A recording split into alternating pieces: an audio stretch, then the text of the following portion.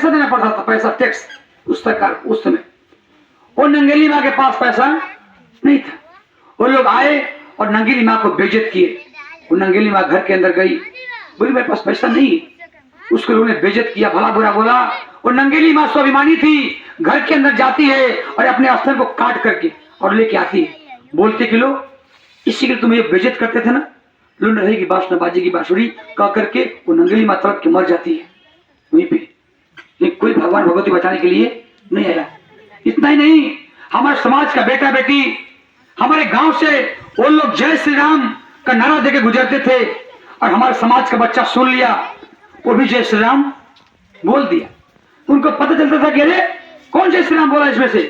वो लौट के वापस आते थे और जो लड़का जय श्री राम बोला होता था वो अपनी माँ गोद में जाकर के छुप जाता था।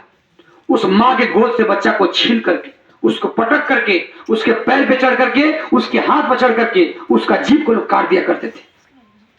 और जीभ को काट करके बाप उधर रो रहा तड़प करके, माँ उधर रो तड़प करके, लड़का घरे की तरफ नाच रहा और जीभ कट गया। कोई भगवान भगवती बचाने के लिए नहीं है, कोई यीशु गुरु, कोई धन गुरु नहीं बताने के लिए आया कोई। इतना ही नहीं बताया मैंने, आप लोग अपने घर में जब मेरा पूर्वज घर में दाल में तड़का मारता था, तड़का मतलब फोरन छोंकता था, फ्राई करता था, उनको पता चलता था, वो आकर के अरे कौन मारा तड़का, रे कौन मारा तड़का दाल में, वो लोग आकर के मिट्टी दाल में डाल दिया करते थे, मिट्टी डाल दिया करते थे दाल में। अगर आज अपने घर में खाना बनाइए, मुर्गा मछली बनाइए और कोई मिट्टी डाल दे उसको छोड़ेंगे आप लोग? वो अधिकार किसने दिया है? अरे कुछ तो भगवान आपके ऐसे थे कि जब महिलाएं नहाती थी तो कपड़े लेके भाग जाते थे। अब कहते थे कि जिनको जिनको कपड़ा चाहिए उनको दोनों हाथ ऊपर करके आना पड़ेगा। सोचिए क्या मानसिकता होगी भगवान की कि जिस महिला निवस्त्र होकर के नहा रही है, पोखरा में तालाब में नहा रही है निवस्त्र होकर के, और उनका कपड़ा लेके भाग गए और कपड़ा मांगने पर कहते हो कि दोनों हाथ ऊपर करके आना पड़ेगा। क्या मानसिकता होगी भगवान की?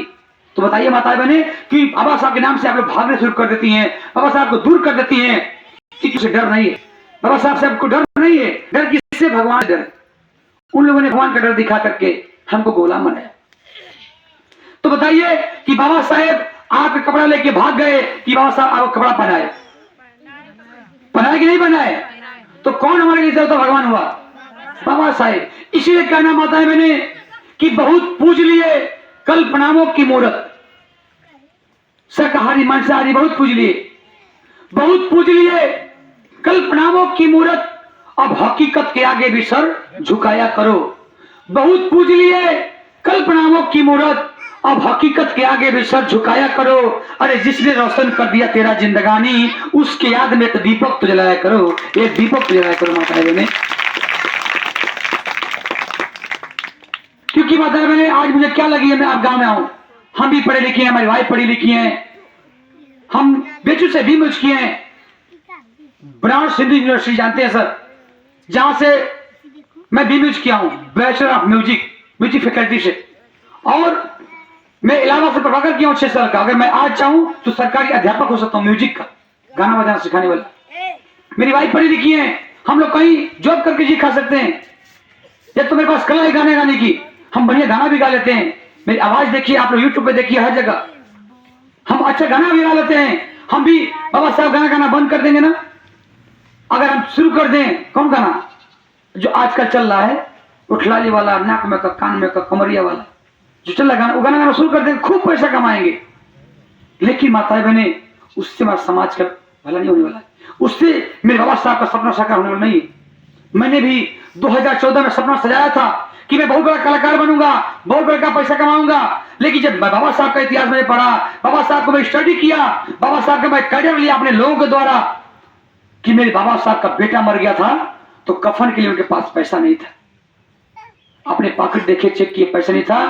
और रमाबाई अंबेडकर रोने लगी, बाबा साहब रोने लगे, तो बाबा साहब की जो रोई देख करके रमाबाई जान जाती है कि बाबा साहब इतना आज क्यों रो रहे हैं, बाबा साहब इतना आज क्यों रो रहे हैं। वो जान जाती है कि उनके पास में एक पैसा नहीं है। वो घर के अंदर जाती है और अपने आंचल को फाड़ करके और लाती हैं, अपने मरा हुआ बेटा को लपेट के दाह संस्कार करती हैं। सोचिए वो जमाना बाबा साहब ने देखा। उनकी बेटी जो हिंदी थी उसका तबीयत खराब हुआ था और दवा कोई नहीं दे पाया उनको। बाबा साहब हमारे लिए आपकी लड़ाई लड़ रहे थे, आपको अधिकार देने के लिए लड़ाई लड़ रहे थे। अब बाबा साहब की बेटी इंदू बुखार से तड़प रही थी, कोई एक टिकिया देने वाला नहीं था। वो लड़की रमाबाई अम्बेडकर की गोद में तड़प तड़प करके मर गई बुखार से।